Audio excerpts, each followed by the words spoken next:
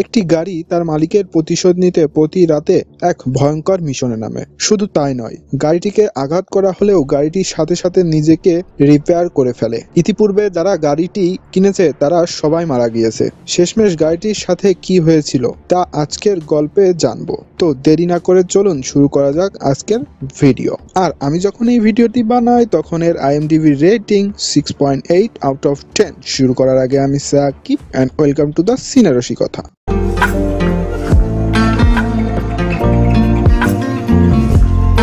গল্পের শুরুর সালটা 1950। একটি কার ম্যানুফ্যাকচারিং কোম্পানিতে প্রতিদিনের মতোই কর্মচারীরা তাদের কাজ করছে। এখানে আমরা একটি লাল গাড়ি দেখতে পাই। এই গাড়িটির নাম হচ্ছে ক্রিস্টিন। একজন কর্মচারী এসে গাড়িটির ইঞ্জিনের কাজ করছিল। হঠাৎ গাড়ির হুড তার হাতে পড়ে এবং এর ফলে তার হাত ভেঙে যায়, আর কর্মচারীকে সাথে সাথেই হসপিটালে পাঠানো হয়। একটু পর এক কর্মচারী এসে গাড়িটি দেখে মুগ্ধ হয় আর তার ভেতরে গিয়ে বসে। দেখতে দেখতে বিকেল 5টা বেজে যায়। কাজ শেষে কর্মচারীরা বাসায় ফিরছে। ম্যানেজার খেয়াল করে লাল গাড়িটির লাইট এখনো অন হয়ে আছে। সে লাইট অফ করতে গাড়িটির কাছে যায়। সে দরজা খুলতেই কর্মচারীটিকে মৃত অবস্থায় দেখতে পায়। সিন শিফট হয় 28 বছর পরে। ড্যানি বন্ধু জনকে নিতে তাদের বাসায় এসেছে। মূলত আজকে তাদের কলেজের প্রথম দিন। গাড়ির হর্ন শুনেই জনের মা বাইরে আসে। সে ড্যানিকে বলে জন রেডি হচ্ছে।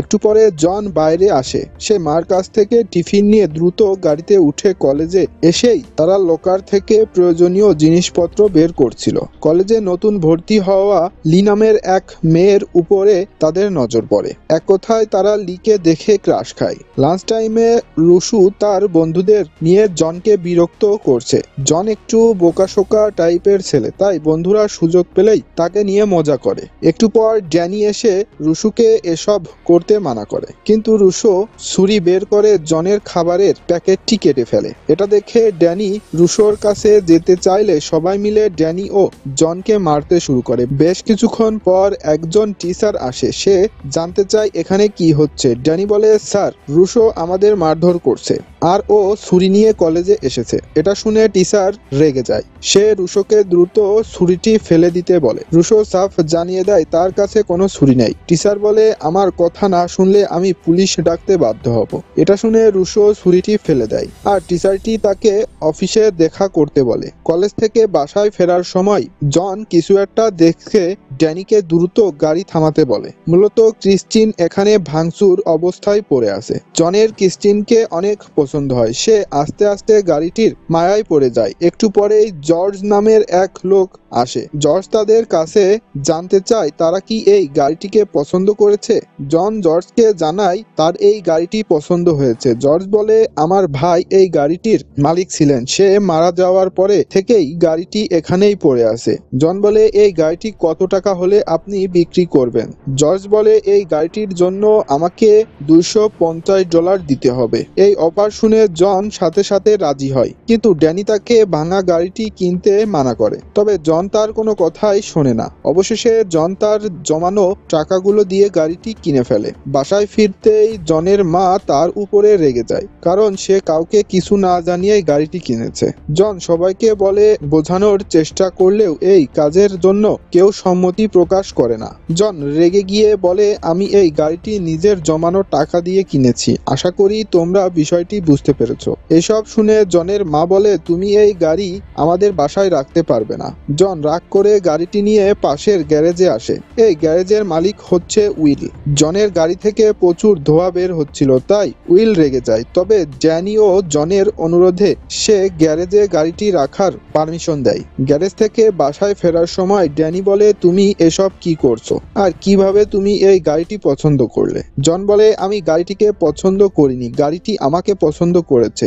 এরপর থেকেই জন গাড়িটি ঠিক করতে উঠে পড়ে লাগে। এভাবে এক সপ্তাহ কেটে যায়। একদিন উইল এসে জনকে বলে, তোমার জন্য একটা অফার আছে। তুমি চাইলে এই গ্যারেজের কাজে জয়েন করতে পারো। কাজ থেকে যে টাকা পাবে তা দিয়ে তুমি গাড়িটি ঠিক করতে পারবে। এটা শুনে জন রাজি হয়। এভাবে কাজ করতে করতে জন ক্রিস্টিনের প্রেমে পড়ে যায়। তার ধ্যান জ্ঞান সবই এখন গাড়ির উপরে। একদিন সন্ধ্যায় ড্যানি জনের সাথে দেখা করতে আসে, কারণ বেশ কয়েকদিন হয়েছে জন তার সাথে দেখা করেনি। ড্যানি জনকে দেখে অবাক হয়ে যায়। জন একদম বদলে গিয়েছে। সে এখন আর চশমা পরে না। তার ড্রেস আপেও পরিবর্তন এসেছে। জন ড্যানির সাথে ভালোভাবে কথা না বলেই গ্যারেজের উদ্দেশ্যে বেরিয়ে যায়। জনের মা তাকে আটকানোর চেষ্টা করলেও সে এসবে পাত্তা দেয় না।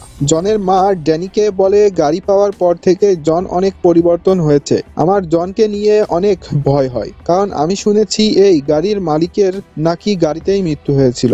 এটা শুনে ড্যানিও বিচলিত হয়। পরদিন ড্যানি জর্জের সাথে দেখা করতে আসে। ড্যানি জর্জের কাছে গাড়ির ব্যাপারে জানতে চায়। জর্জ বলে আমার ভাই গাড়িটি কেনার পর থেকে সব সময় গাড়িটির সাথেই থাকতো, এজন্য সে আস্তে আস্তে পরিবার থেকে আলাদা হয়ে যায়। একদিন তার স্ত্রী ও মেয়ে গাড়িতে করে ঘুরতে গিয়েছিল। আসার সময় তারা অ্যাক্সিডেন্ট করে মারা যায়। এর বেশ কিছুদিন পর আমার ভাইও এই গাড়িতেই মারা যায়। সে মারা যাওয়ার পর গাড়িটি কিভাবে এখানে এলো তো আমি নিজেও জানি না। এসব শুনে ড্যানির মাথা ঘুরে যায়। ড্যানি দেরি না করে গাড়িটি দেখতে গ্যারেজে আসে। সে ক্রিস্টলের দরজা খুলতে গেলে অটোমেটিক রেডিওটি চালু হয়ে যায়। এটা দেখে ড্যানি অনেক ভয় পায় আর গ্যারেজের জানালা দিয়ে পালিয়ে যায়। পরদিন কলেজ টুর্নামেন্টের প্রথম ম্যাচ। সবাই খেলা উপভোগ করছে। ড্যানি খেলাধুলায় অনেক পারদর্শী। সেও এই টুর্নামেন্টে অংশগ্রহণ করেছে। এদিকে জন ক্রিস্টনকে নিয়ে খেলার মাঠে আসে। জন ক্রিস্টনকে একদম নতুন করে ফেলেছে। জনের এত সুন্দর গাড়ি দেখে রুশো ও তার বন্ধুদের মাথা নষ্ট হয়ে যায়।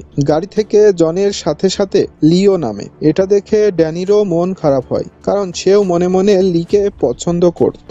লিকে এভাবে দেখার পরে ড্যানির খেলা থেকে মনোযোগ সরে যায়। এই সুযোগে অপর দলের প্লেয়ার ড্যানির থেকে বল নিতে গেলে ড্যানি গুরুতর আঘাত পায় আর সাথে সাথে অজ্ঞান হয়ে যায়। এই ঘটনার বেশ কিছুদিন পর ড্যানির জ্ঞান ফেরে। সে দেখতে পায় তার গলায় ও পায়ে প্লাস্টার করা হয়েছে।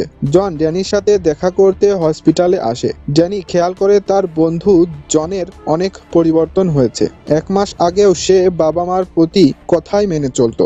জন ড্যানির খোঁজ খবর নিয়ে হসপিটাল থেকে চলে আসে। রাতে জন লিকে নিয়ে মুভি দেখতে যায়। বাসায় ফেরার সময় হঠাৎ গাড়ির উইন্ডোশিলের সমস্যা দেখা দেয়। জন লিকে রেখেই উইন্ডোশিল ঠিক করতে যায়। এদিকে লি গাড়িতে বসে খাবার খাচ্ছিল। হঠাৎ গাড়ির রেডিওটি একা একা চালু হয়ে যায় আর ড্যাশবোর্ড থেকে অনেক আলো বেরোতে শুরু করে। আস্তে আস্তে লির মনে হচ্ছে কেউ যেন তার গলা চেপে ধরেছে আর সে ঠিক মতো শ্বাসও নিতে পারছে না। জন বুঝতে পেরে দরজা খুলে তাকে বের করতে চায়, কিন্তু গাড়ির দরজা লক হয়ে গিয়েছিল। জন গাড়ির দরজা খোলার প্রাণপণ চেষ্টা করে, কিন্তু তাতেও কোনো কাজ হয় না। শেষমেশ লি ভেতর থেকে দরজার লকটি খুলে ফেলে। পাশে দাঁড়িয়ে থাকা এক লোক এসে লিকে গাড়ি থেকে বের করে আর তার পেটে চাপ দিতে শুরু করে, কারণ তার গলায় খাবার ফেসে গিয়েছিল। সব ঠিকঠাক হলে জন লিকে বাসায় পৌঁছে দেয়। লি গাড়ি থেকে নেমে জনকে সাফ জানিয়ে দেয় সে জনের সাথে আর কথা বলতে চায় না। এই ঘটনার জন্য জন লিকে সরি বলে, তবে লি বলে তোমার এই গাড়ি আমাকে মেরে ফেলতে চায়। আমি আর কখনোই এই গাড়িতে উঠতে চাই না। এটা শুনে জন বলে ঠিক আছে, তুমি রেস্ট নাও, কালকে আমরা আবার দেখা করব। জন এসে গাড়িতে বসে, তবে গাড়ি কোনোভাবেই স্টার্ট নিচ্ছে না। এটা দেখে জন ক্রিস্টনকে বলতে শুরু করে লির সাথে যা হয়েছে এটা কোনো ব্যাপার না, আমার কাছে তুমি সবচেয়ে প্রিয়। এরপর সে চাবি ঘুরালেই ক্রিস্টিন স্টার্ট নেয়। জন ক্রিস্টিনকে গ্যারেজে রেখে বাসায় ফিরে আসে। একটু পর রুশো তার বন্ধুদের নিয়ে গ্যারেজে আসে। তারা জনের উপরে রাগ করে ক্রিস্টনকে ভাঙতে শুরু করে। শেষমেশ সবাই মিলে গাড়িটিকে একদম উড়িয়ে দেয়। পরদিন জন লির রাগ ভাঙিয়ে তাকে আবারও গ্যারেজে আনে। জন ক্রিস্টিনকে দেখে একদম অবাক হয়ে যায়। সে ক্রিস্টিনকে এভাবে দেখবে এটা স্বপ্নেও কল্পনা করেনি। লি জনকে জিজ্ঞেস করে এসব কিভাবে হলো। জন লির কথা শুনেই রেগে যায়। সে লিকে গ্যারেজ থেকে চলে যেতে বলে, কারণ কাল রাতে লি ক্রিস্টনকে উল্টো পাল্টা কথা বলেছিল। একটু পর জন বাসায় ফেরে। সে মন খারাপ করে তার বাবা মাকে সব জানায়। জনের বাবা মা তাকে শান্ত হতে বলে। জনের মা বলে, তুমি চিন্তা করো না, আমরা তোমাকে নতুন গাড়ি কিনে দেব। এটা শুনে জন আরো রেগে যায়। জন জানতো লির মতোই তার বাবা মাও ক্রিস্টনকে পছন্দ করে না। ক্রিস্টিনের এই অবস্থার জন্য সে তার বাবা মাকেই দায়ী মনে করে, কারণ তারা যদি ক্রিস্টিনকে বাসায় রাখতে দিত তাহলে অন্তত এই অবস্থা হতো না। জন মাকে উল্টো পাল্টা কথা বলে রুমের দিকে যেতে শুরু করে। তখন তার বাবা এসে বলে, তোমার মার কাছে এখনোই ক্ষমা চাও, তোমার এসব বলা একদম ঠিক হয়নি। এটা শুনে জন তার বাবাকে মারতে যায়। জনের এই ব্যবহার দেখে বাবা একদম স্তম্ভিত হয়ে যায়। সে কল্পনাও করতে পারছে না জন ক্রিস্টিনের কারণে এতটা বিকৃত হয়েছে। পরদিন জন গ্যারেজে এসে ক্রিস্টিনকে আবারও ঠিক করার প্রস্তুতি নিচ্ছিল। এরপর সে যা দেখতে পায় তা কল্পনা করাও মুশকিল। জন দেখে ক্রিস্টিন একা একা নিজেকে রিপেয়ার করেছে। আস্তে আস্তে ক্রিস্টিন আবারও নতুন হয়ে যায়। এটা দেখে জন অনেক খুশি হয়। একদিন রাতে রুশোর বন্ধু ম্যাক ট্রাক থামিয়ে ছিনতাই করছিল। হঠাৎ সে গাড়ির ইঞ্জিনের শব্দ শুনতে পায়। ম্যাক ভালো করে দেখতে পায় জনের গাড়ি ক্রিস্টিন তার দিকে এগিয়ে আসছে। ম্যাক ভাবে হয়তো জন জানতে পেরেছে তারা জনের গাড়ি ভেঙেছিল, তাই ম্যাক গাড়ির সামনে গিয়ে জনের কাছে মাফ চায়। হঠাৎ গাড়ির হেডলাইট জ্বলে ওঠে আর ম্যাকের কাছে আসতে শুরু করে। এটা দেখে ম্যাক সেখান থেকে পালিয়ে যায়, কিন্তু ক্রিস্টিন কোনোভাবেই তার পিছু ছাড়ছে না। পালাতে পালাতে ম্যাক দুই বিল্ডিং এর মাঝে ফেসে যায় আর ক্রিস্টিন এসে তার সামনে দাঁড়িয়ে পড়ে। ম্যাকের আর পালানোর জায়গা নেই, তাই সে ছুরি বের করে জনকে হুমকি দিতে শুরু করে। তবে সব বাধা অতিক্রম করে ম্যাকের কাছে যায় আর ম্যাককে সেখানেই মেরে ফেলে। পরদিন জন ড্যানির সাথে দেখা করতে আসে। জন তাকে ম্যাকের মৃত্যুর ব্যাপারে বলে। এটা শুনে ড্যানির অনেক খারাপ লাগে। ড্যানি জনকে বলে ক্রিস্টনকে ভেঙে ফেলার পর গাড়িটি কিভাবে আবারও আগের মতো হলো। তবে জন কোনো উত্তর না দিয়েই সেখান থেকে চলে যায়। জন বাইরে আসতেই ডিটেকটিভ রবার্ট তার সাথে দেখা করতে আসে। মূলত সে ম্যাকের মৃত্যুর তদন্ত করছে। রবার্ট জনকে বলে, ম্যাকের মৃত্যুর ব্যাপারে তুমি কিছু বলতে পারবে? জন বলে, ম্যাকের মৃত্যুর কথা আমিও শুনেছি, তবে আমি এতে খুশি হয়েছি। এটা শুনে রবার্টের একটু সন্দেহ হয়। সে জনকে বলে, তোমার গার্লফ্রেন্ড আমাকে জানিয়েছে ক্রিস্টিনকে ভেঙে ফেলার পর গাড়িটি নাকি আবারও নিজেকে ঠিক করে ফেলেছে। এটা কি সত্যি? এটা শুনে জন একটু ঘাবড়ে যায়। সে রবার্টকে কিছু না বলেই সেখান থেকে চলে যায়। একটু পর জন লিকে ফোন করে দেখা করতে বলে, কিন্তু লি তাকে সাফ জানিয়ে দেয় সে জনের সাথে দেখা করতে চায় না। অন্যদিকে রুশো ও তার বন্ধু একটি শপ থেকে ড্রিঙ্কস কিনে বাসায় ফিরছিল। রুশো অনেকক্ষণ ধরে খেয়াল করে একটি গাড়ি তাদের ফলো করছে, তবে হেডলাইটের আলোর কারণে সে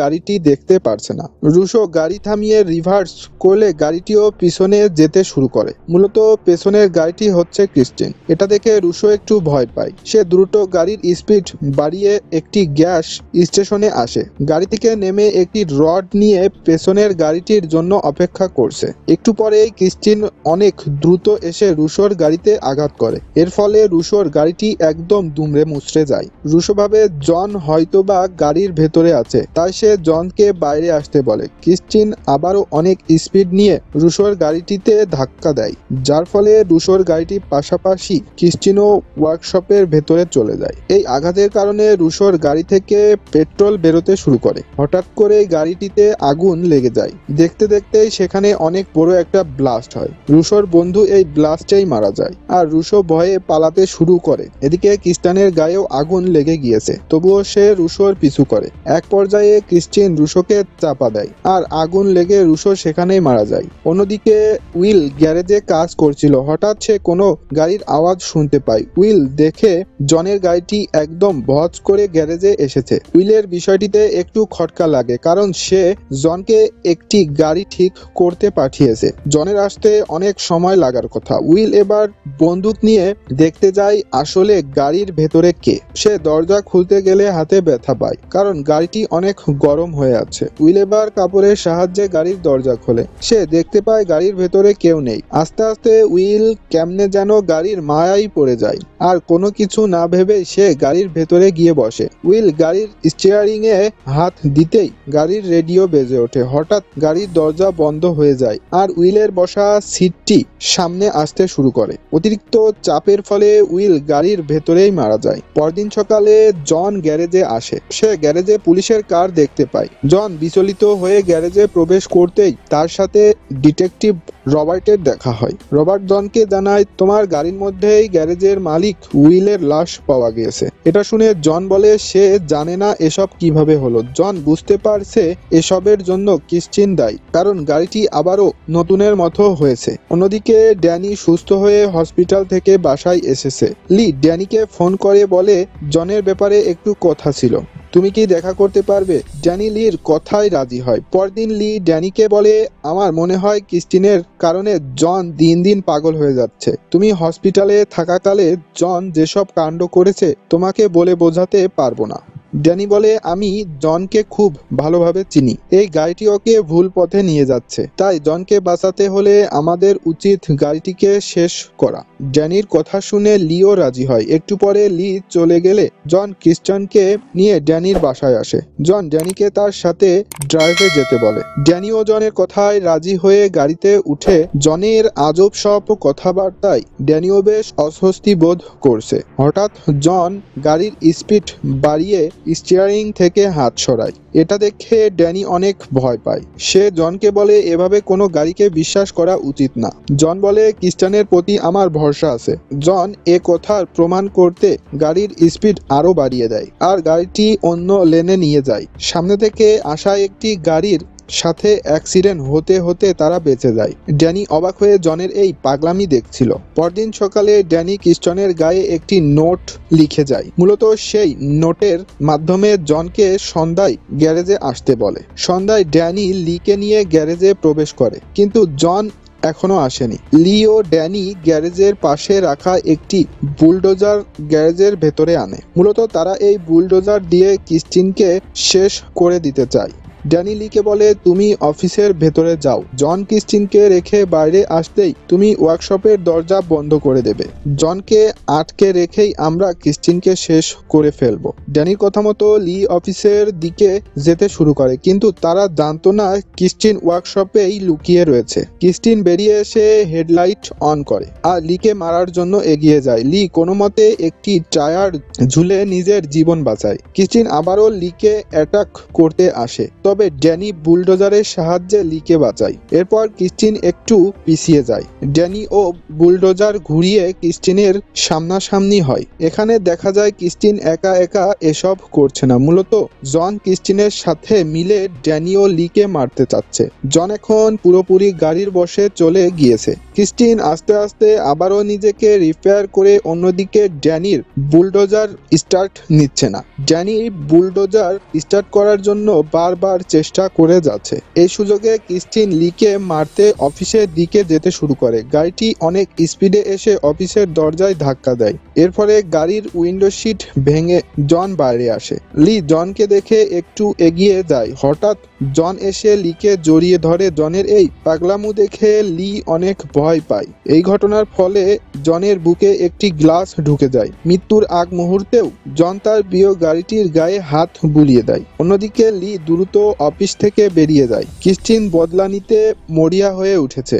গাড়িটি এবার পেছন থেকে এসে লিকে ধাক্কা দিতে চায়, তবে লি তা বুঝতে পেরে দ্রুত সেখান থেকে সরে যায় আর ক্রিস্টিন গিয়ে একটি পিলারের সাথে আটকে পড়ে। অন্যদিকে ড্যানির অনেক চেষ্টার ফলে বুলডোজার স্টার্ট নেয়। সে দ্রুত গিয়ে ক্রিস্টিনকে পেছন থেকে আঘাত করে। বুলডোজারের এই ধাক্কাকেও ক্রিস্টিন কিছুই মনে করে না। গাড়িটি আবারও লিকে আঘাত করতে চায়, তবে ডনি এবার পেছন থেকে ক্রিস্টিনকে আটকায়। এই সুযোগে লি দৌড়ে ড্যানির কাছে যায়। এদিকে ক্রিস্টিন আবারও নিজেকে রিপেয়ার করতে শুরু করেছে, তবে ড্যানি এটা বুঝতে পেরে বুলডোজারটিকে ক্রিস্টিনের উপরে উঠিয়ে দেয়। এর ফলে গাড়িটি দুমড়ে মুচড়ে যায় আর অবশেষে ক্রিস্টিনের সমাপ্তি ঘটে। পরদিন লি ও ড্যানি রবার্টের সাথে দেখা করে। এখানে দেখা যায় ক্রিস্টিনকে প্রেস করে একদম ময়লা বানিয়ে ফেলা হয়েছে।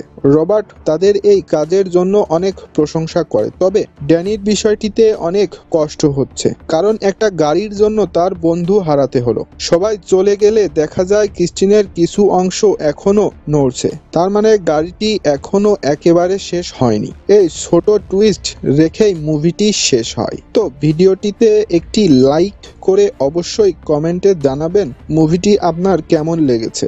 দেখা হবে পরবর্তী কোনো ভিডিওতে। সে পর্যন্ত সবাই ভালো থাকবেন, সুস্থ থাকবেন আর আমাদের চ্যানেলের সাথে থাকবেন। আল্লাহ হাফেজ।